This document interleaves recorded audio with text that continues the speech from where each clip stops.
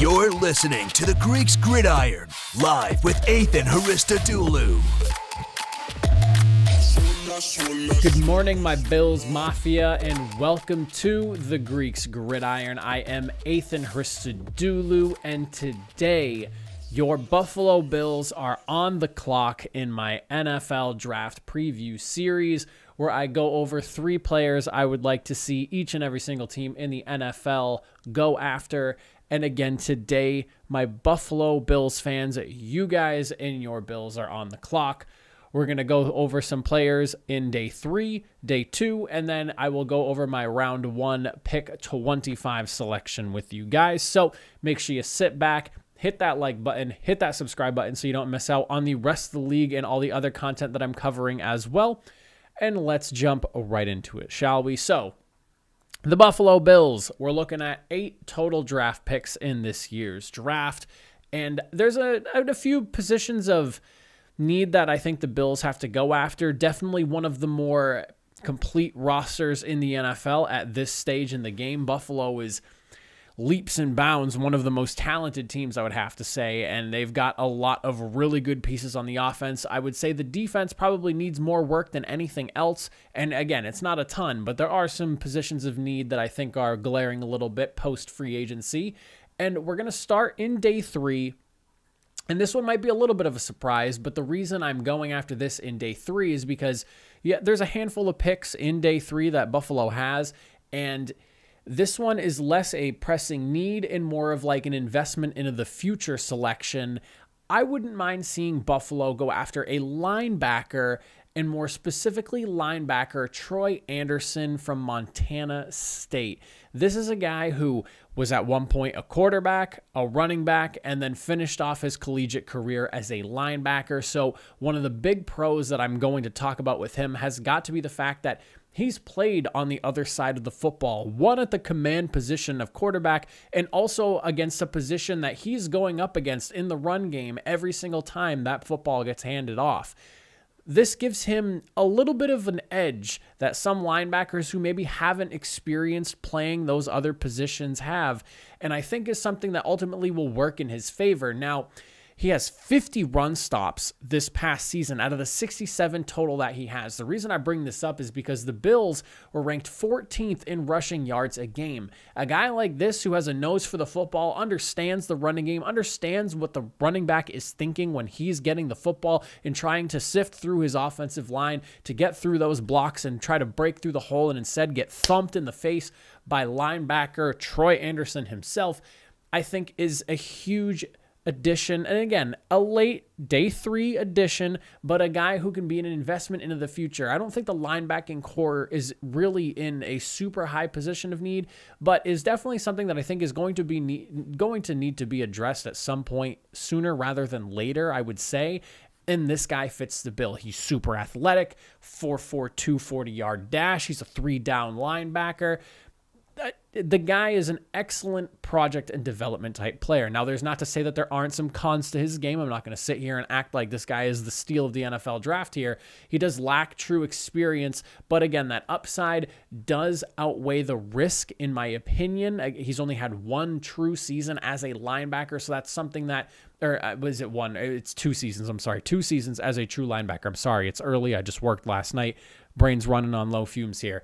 He also is an FCS player, so obviously the level of competition that he was going up against, having played at Montana State, not quite what you would be experiencing in the FBS, and that NFL level of talent that he goes up against could come to as a shock to him, just how good some of those players actually are. And one of the biggest, I think, cons that kept kind of popping up when I was reading through scouting profiles is that his play strength is something that kind of leaves to be desired. While he is a solid tackler, he's not quite the guy that's going to blow somebody up. But again, he is able to get in there. 50 run stops this past season is very impressive. I think he had like 150 some odd tackles or something like that. I mean, the guy is outstanding and a great day 3 selection that I think would be excellent for Buffalo to go after.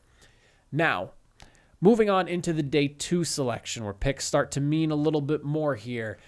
For day 2, We watched Levi Wallace move on in free agency. I think Levi Wallace was definitely one of the more underrated cornerbacks in his tenure in Buffalo, and they're going to need to find a replacement for that. And I feel that a good replacement as a day 2 guy and someone that I've seen labeled somewhere within the 2nd and 3rd round, depending on who's mock draft and who's talking about him, I would like to see Buffalo go after cornerback Kyler Gordon out of Washington.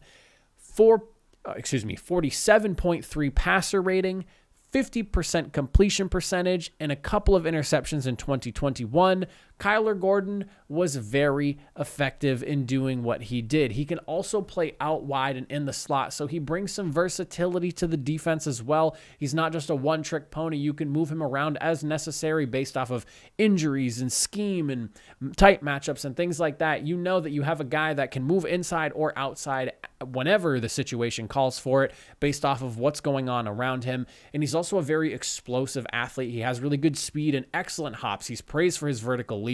So this is someone that, you know, a little more finished product day 2 guy. And is he going to replace the loss of Levi Wallace right away? Potentially. You'll have to see how he works out, but I think he's a really solid guy to go after. A few cons that did come up with him though that are, again, will take some time for him to kind of work out. His reactions are a little bit slow from what people say. It seems like when it comes to routes being broken off, there are instances where he's being left behind and he's breaking on with those routes a little bit too late. And his tackling angles aren't necessarily the best, which realistically speaking, there aren't a ton of excellent tackling corners at all times in the NFL or in the collegiate ranks. There's usually only a handful of them. So it's a knock, but not necessarily one that you can't knock a handful of other cornerbacks for as well. And he was also critiqued for basically just relying on his athleticism a little bit too much rather than, his like fundamentals and technique. So someone who's obviously a superior athlete and who probably has been the majority of his life, getting into that higher stage in the NFL, that is definitely something that coaches are going to need to work on with him to make sure, that he realizes, yes, you were a great athlete in middle school, in high school, and even at the collegiate level, you were probably one of the better players on your team. This is the NFL, though. You can't just rely on being super athletic. Everyone around you was super athletic. Hopefully they can kind of hammer in the techniques and his fundamentals and get all that squared away. But his knocks are not anything super serious. I feel like the pros far outweigh the cons with this player here. And again, cornerback being a position of need, day 2, he's probably I think he's going to end up going potentially 2nd round. So this is probably something the Bills will have to go for sooner rather than later. But definitely a guy that I could see them targeting based off of position, draft position, and where I've seen, him ranked on like draft boards and things like that in various places. Now, for day 1, I'm going to start with this. I love what Buffalo does offensively. If you have watched my show long enough, though, you will know that I have talked about this issue with the Bills since the very first episode of my podcast when I was previewing the AFC Championship way back in last year.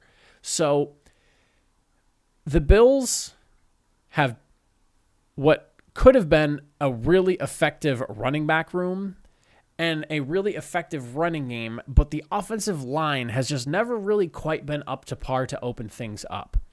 And I've always had an issue with Josh Allen being like the de facto leading rusher on the team is what it feels like sometimes, more often than not. I want to see them get the ground game going, and I'm kind of spoiling my choice here.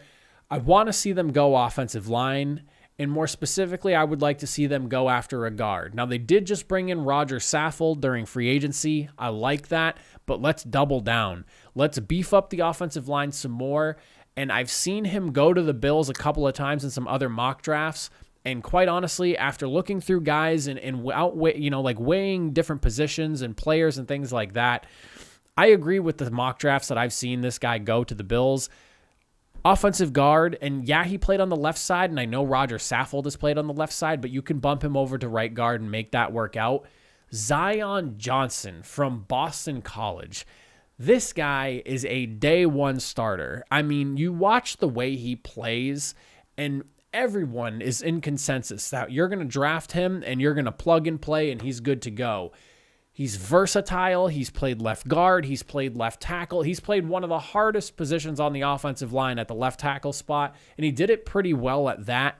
So you know that you can move him around on the offensive line. You're not just getting a one-trick pony guy that he needs to play this one specific position. You know you can move him around, and he can be successful at that. He has excellent mobility. He pulled a lot for Boston College during his tenure there, especially in 2019. They were having him pull all the time in the run game. The Bills are not a run-heavy team, and when I look at what some people are saying, they all say, you know, if they go to like a zone run heavy scheme, or if he goes somewhere where they love to pound the rock and, you know, move players around, he would excel in that system. Well, Buffalo isn't necessarily that system, but bring him in and you can now evolve the system there on the offense. And the Bills have even said it themselves. They want to focus on getting the football into the running back's hands more and have Josh Allen run the football himself less. This is the guy that you need to go after if you're really serious about that. It seems like he will potentially be there late first round into early second round is where I've seen a lot of the mock drafts put him. I haven't seen him go super, super high in the first round. So I definitely think this is a selection the Bills have a potential to make. The one lone thing that I've really come up and seen that has like come up and I've seen consistently is basically that his get off could be a little bit better off the snap. And that's about it. But like other than that, there's not really a ton of negatives about him.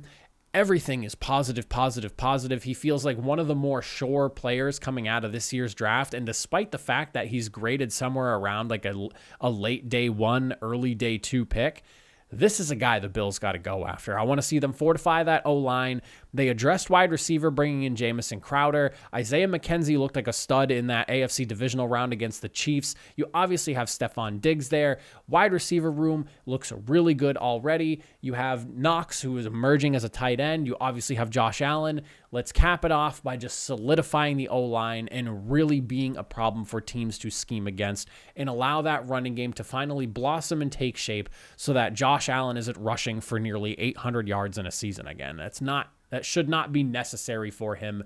It should be more like he's running for 400, maybe 500 yards, and he's killing people with his arm, and you just have to worry about him rushing the ball, not expecting him to rush the football. He's a moose. I get it. He can run, and he can run with the best of them, but you don't want him to be taking those risks and taking those shots. You want him to last the duration of his contract that he just signed. You want him to be, you know, around for the next 10, 12, 13, 14, 15 years. Fortify the O-line, open up the run game. Josh Allen just passes the football. He runs the ball less himself. I would love to see this for Buffalo. But my Buffalo Bills fans, let me know who you think in the comment section down below the Bills should go after in this year's NFL draft. That is it for me. I appreciate you all from watching. Have a good one.